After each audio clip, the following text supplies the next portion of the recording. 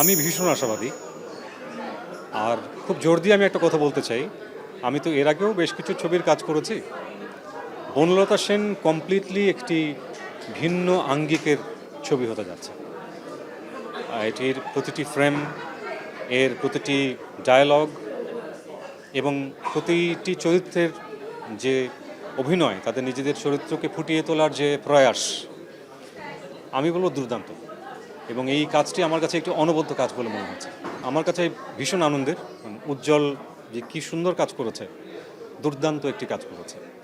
আর Banalata Sen periodic একটা সেগমেন্টকে, একটা সময়কে রিফ্লেক্ট করে, সেটা ঠিক আছে। কিন্তু এর মিউজিকের ক্ষেত্রে কিন্তু আমরা সেটা ভাবিনি।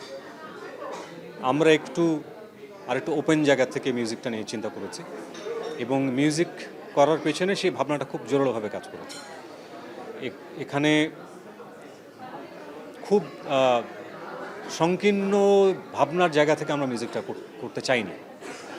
তো সেই কারণে মিউজিকটা আমার কাছে মনে হয় যে টিপিক্যালি যা মনে হয় তার থেকে ভিন্ন বলে মনে হবে ছবিটা দেখার পরে। গানটা খুবই ইন্টারেস্টিং একটি বিষয়।